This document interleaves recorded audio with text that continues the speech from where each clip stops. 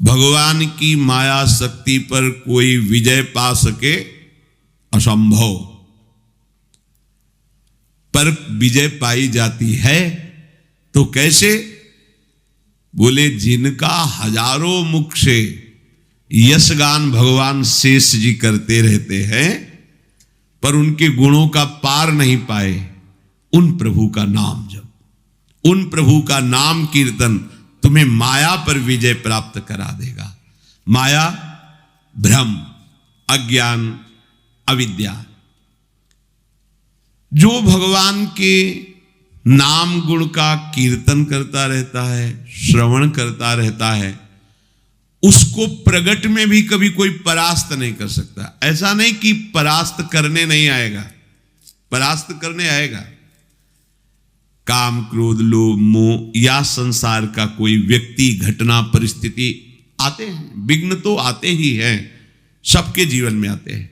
पर नाम चल रहा है, बड़ा चमत्कार जीवन में प्रकट होता है नाम का।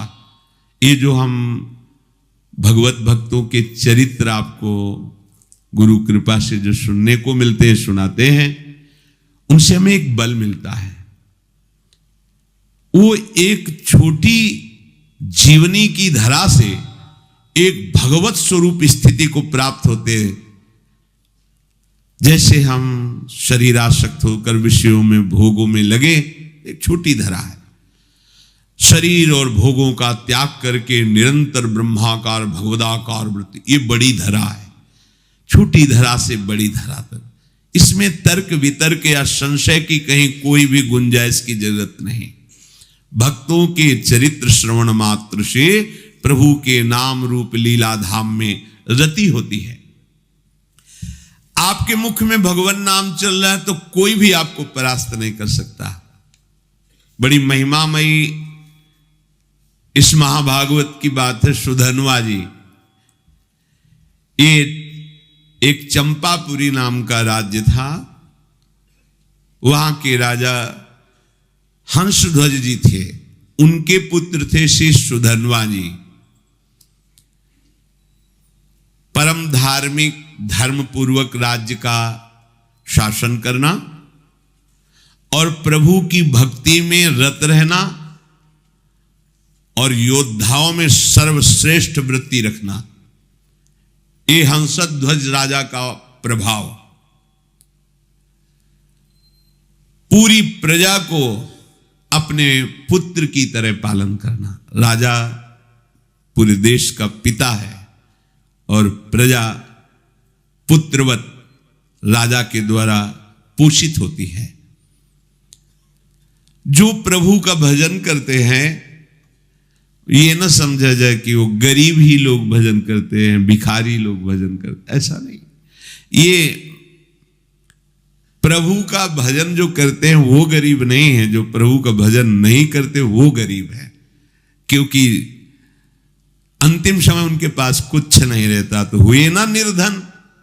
और जो भजन करते हैं वो माला माल होकर के यहां से जाते। परम धन राधा नाम, खूब जमा है राधा नाम, अब उनको आनंद ही आनंद प्राप्त होगा।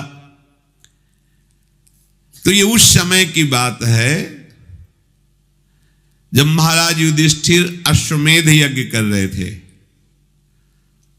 प्रद्युम्न, सात्विकी आदि असंख्यों महारथी योद्धा द्वारिका से सहयोग के लिए आए हुए थे। घोड़ा छोड़ा जाता है, जिस राज्य से घोड़ा जाता है तो घोड़े का पूजन करके नमस्कार कर लिया तो मतलब वो राजाधीन है, और अगर घोड़े को पकड़ लिया तो मतलब युद्ध होगा, तब आगे बढ़ा जाएगा।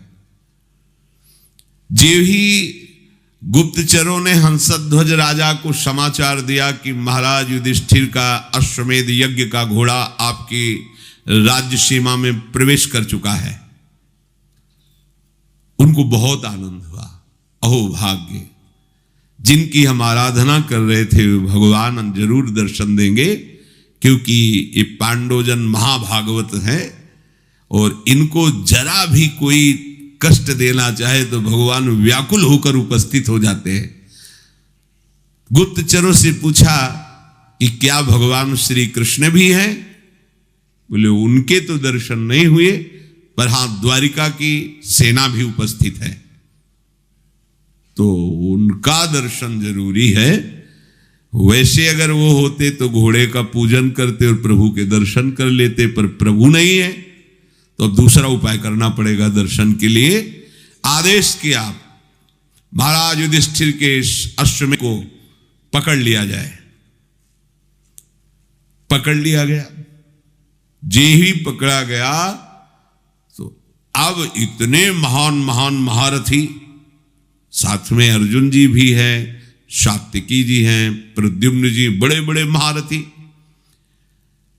हर्षपूर्वक युद्ध का जयघोष किया गया। हंसध्वज जी ने आदेश कर दिया तत्काल सेना उपस्थित हो।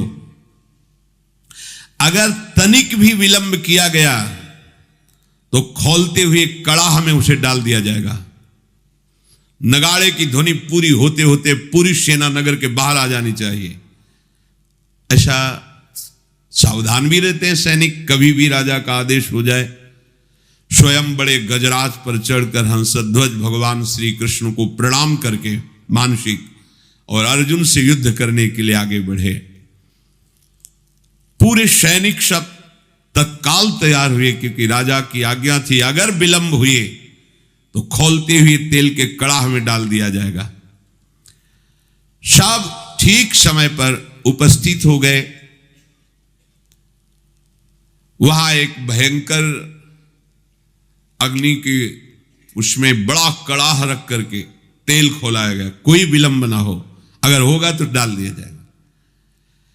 जितने भी वीर योद्धा थे सब उपस्थित हो गए, लेकिन राजा के पुत्र जो सुधन्वा जी थे, ये बड़े भगवान के नाम जापक भक्त थे, हर समय नाम जप करते रहते थे। जे ही आज्ञा हुई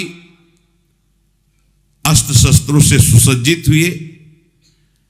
पहले तो माता जी के पास गए, उनको प्रणाम किया और कहा मां आज हमारे जीवन का परम लाभ उपस्थित हुआ है, क्योंकि आज मुझे अर्जुन से युद्ध करना है। वो भगवान के परम प्रेमी भक्त हैं। आज युद्ध कौशल के द्वारा उनको मैं तृप्त करूंगा,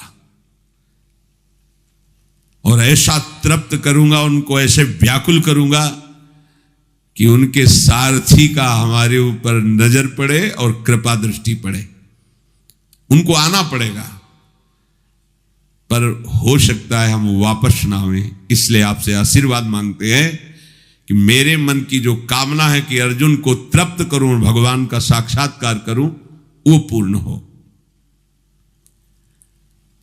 इसके बाद माताजी को प्रणाम करने के बाद जब आगे बढ़ने लगे तो माताजी ने कहा बेटा, बड़े बड़े ऋषि मुनि जिन भगवान श्री कृष्ण का रात दिन ध्यान और गुणगान करते हैं,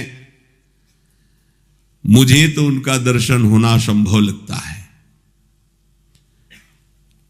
पर जब तुम अर्जुन को पीठ नहीं दिखाओगे तो जरूर उपस्थित होंगे, और जब तुम श्री कृष्ण का दर्शन कर लोगे तो मुझे श्री कृष्ण का धाम मिल जाएगा। क्योंकि शास्त्रों में लिखा है जो भगवत साक्षात्कार कर लेता है तो 21 पीढ़ियां भगवत धाम को जाती हैं। तो मैं तो नहीं देख पाऊंगी, पर भगवान के धाम को जाऊंगी, पर पीठ मत दिखाना। जाओ, हमारा आशीर्वाद है, विजयी हो। विजयी तुम्हारे मन में जो कामना है उसकी पूर्ति हो। सुधन्वा जी भी निकले तो उनकी बहन जी आई, तिलक लगाया, आरती की, विजय की कामना की। आगे बढ़े तो अभी कुछ ही समय पहले ब्याह हुआ था। प्रभावती नाम की पातिव्रत धर्म से युक्त पत्नी थी। मुस्कुराती हुई सामने आई और सुधन्वा की पूजा की और कहा, स्वामी मुझे पता है आज आप कहां जा रहे हो, महाबली महारथी अर्जुन से युद्ध करने। मैं जानती हूं कि जहां तुम जा रहे हो वहां से वापस आना असंभव है, जानती हूं, पर इतनी तो कृपा कर दो कि आपको जलांजलि देने वाला कोई होना चाहिए। अभी कुछ ही समय पहले ब्याह हुआ था। सुधन्वा ने कहा तुम धैर्य रखो, श्री कृष्ण के बल से मैं अर्जुन को परास्त करके शीघ्र ही वापस आऊंगा। प्रभावती ने कहा नाथ, आज तक हमने ऐसा नहीं सुना कि जो श्री कृष्ण से मिलने के लिए गए हों फिर वापस लौटे हों। शास्त्र प्रमाण है, बड़ी गूढ़ बात कही। जो श्री कृष्ण से मिलने गए हों और वापस लौटे हों, ऐसा आज तक प्रमाण नहीं मिला। तो वापस लौटने की तो हम आशा ही नहीं रखेंगी। बस हमारी एक कामना है कि आपको जलांजलि देने वाला कोई होना चाहिए। तो शास्त्र सम्मत बात थी। वहां कड़ाह में तेल खोल रहा है, सब आ चुके, लेकिन राजकुमार नहीं आए। राजा को बहुत कष्ट हुआ कि सब आज्ञा के पालन में और सुधन्वा मेरी आज्ञा का उल्लंघन कर रहा है, क्योंकि अब वो जलांजलि देने के लिए पुत्र की कामना से युक्त होकर के अपनी पत्नी की भाव को पूर्ण किया। उनको तो पता नहीं, तो जल्लादों को तुरंत भेजा, सुधन्वा को पकड़कर लाया जाए, खोलते कड़ाह में डाल दिया जाए। राजाज्ञा बड़ी विचित्र होती है। वो अपराधी साबित हो गए हैं क्योंकि विलंब हो गया, राजाज्ञा का उल्लंघन किया। जे ही राजा की आज्ञा हुई, वो जल्लाद प्रकृति के सैनिक तत्काल गए और सुधन्वा स्नान आदि करके पवित्र होकर बाहर निकल रहे थे। तुरंत सुधन्वा से कहा कि महाराज का आदेश है, आपको बंदी बना लिया जाए और कड़ाह में डाल दिया जाए, क्योंकि आप विलंब हुए हैं। उनका एक बार पिताजी के सामने तो पहुंचने दीजिए। गए, पिता को प्रणाम किया। हंसध्वज ने कहा हमारी आज्ञा का उल्लंघन का जो निर्णय किया गया है वही इनके साथ बर्ताव किया जाए। जो शंख और लिखित नाम के आचार्य थे, उनके हर राजा के पास आचार्य कोटि के महापुरुष की सलाह मिलती थी। जैसे परम ज्ञानी जनक जी हैं, पर सदानंद जी विराजमान हैं। चक्रवर्ती सम्राट महाराज दशरथ तो वशिष्ठ जी विराजमान हैं। देवराज इंद्र तो बृहस्पति जी विराजमान। पहले ऐसा होता था कि सम्राटों के ऊपर, राजाओं के ऊपर महाराज विराजमान होते थे और कोई भी समस्या का समाधान उन्हीं से लिया जाता था। ये पुरोहित जो शंख और लिखित थे, ये जलते थे सुधन्वा से, क्योंकि सुधन्वा निरंतर नाम जप करते हुए भगवत आराधना में, ये उनको पसंद नहीं था। तो कई बार तर्क वितर्क किया था। अब उनको अवसर मिला। राजा हंसध्वज ने पूछा कि आचार्य प्रवर आपका क्या आदेश है इस विषय में। उनका जो आपकी आज्ञा हुई उसका पालन किया जाए, अर्थात इनको खोलते हुए कड़ाह में डाला जाए। स्वभाव से ईर्ष्या रखने वाले ये शंख और लिखित आचार्य ने खोलते कड़ाह में सुधन्वा को डालकर उनका जीवन अंत कर दिया जाए, ऐसा ही दस्तखत कर दिया। यदि आप अपने पुत्र के मुंह में आकर के अब हमारी लिखित बात को काटते हैं तो हम दोनों आपको छोड़ देंगे, अब तो चांस ही नहीं। हंसध्वज ने तत्काल सैनिकों को आदेश किया, उठा करके डाल दो इनको खोलते हुए कड़ाह में। मंत्री समझाने की चेष्टा करे तो पुरोहित खिलाफ है। मंत्री के हृदय में भी बड़ा। सुधन्वा जी ने जो ही देखा कि मेरी कामना तो नष्ट हो गई। मेरी कामना थी अर्जुन को युद्ध में इतना व्याकुल करूंगा कि भगवान पधारेंगे और मैं उनका दर्शन पाऊंगा। अब तो कड़ाह में डाल दिया जाएगा, तो चलो जैसी भगवान की इच्छा। कड़ाह में जे ही डालने को सुधन्वा ने कहा, हे गोविंद, हे मुकुंद, हे हरे, मुझे मरने का तो दुख है नहीं, क्योंकि मरने के लिए निकला ही हूं, पर मैं मरने के पहले आपका दर्शन चाहता था, आपकी दृष्टि में दृष्टि मिलाना चाहता था। आप अर्जुन के पक्ष में होकर मुझे कैसे देखते हैं ये देखना चाहता था। सो अधूरा रह गया। यदि अर्जुन के बाणों से बिंधता और आप हमारी तरफ देखते तब मुझे आनंद मिलता। ये कायरों की तरह मृत्यु होगी कि कड़ाह में डाल करके। प्रभु यदि आप हम पर कृपा करते हैं तो मुझे जो कामना है उसकी पूर्ति होनी चाहिए। मरना तो है ही, पर ऐसे नहीं, ललकार करके अर्जुन को व्याकुल करके मरने की इच्छा है। युद्ध स्थल में अपने पराक्रम को दिखाते हुए बाणों से आपकी पूजा करूंगा, फिर प्राण त्यागूंगा तो मुझे संतोष होगा। गांडीव धनुष से छूटे हुए बाण जब हमारे हृदय को बेधेंगे तो मुझे आनंद प्राप्त होगा। यह है वीरों का मृत्यु की मांग करना। तो इनसे कम वीर नहीं होते भगवत भक्तजन। काम, क्रोध, लोभ, मोह, मद, मत्सर, ईर्ष्या, द्वेष, पूरा जगत सब का विरोध सह करके भगवान के मार्ग में बढ़ते हैं, जो सच्चाई से बढ़ते हैं। श्री कृष्ण श्री कृष्ण श्री कृष्ण श्री कृष्ण। मुख से अनवरत तो चलता ही रहता था, उठाया गया और कड़ाह में छोड़ दे, खोलता हुआ तेल। काफी देर वो आनंद से उसी कड़ाह में बैठे रहे। आसपास तेल खोल रहा है, रोम भी नहीं जल रहा, क्योंकि अग्नि में जो दाहिका शक्ति है वो श्री कृष्ण के द्वारा दी गई है। और जिसके मुख में श्री कृष्ण है, जो श्री कृष्ण के आश्रित है, तो दाहिका शक्ति उसको कैसे जला सकती है? महावीर हनुमान जी महाराज, पूंछ में आग लगी है और पूंछ का एक रोम नहीं झुलसा, पूरी लंका जल गई। वहीं पूरी लंका के मध्य में विभीषण, जो रावण जैसे राजा के महामंत्री और भाई हैं, उनके महल में कहीं भी कुछ भी झुलसा नहीं, पूरी लंका जल गई। क्यों? दाहिका शक्ति जिनकी आज्ञा से काम करती, उनके भक्त का घर कैसे जल सकता है? उनके महाभागवत के एक रोम भी नहीं झुलसा हनुमान जी का। ऐसे ही सुधनवा जी का एक रोम भी नहीं झुलसा।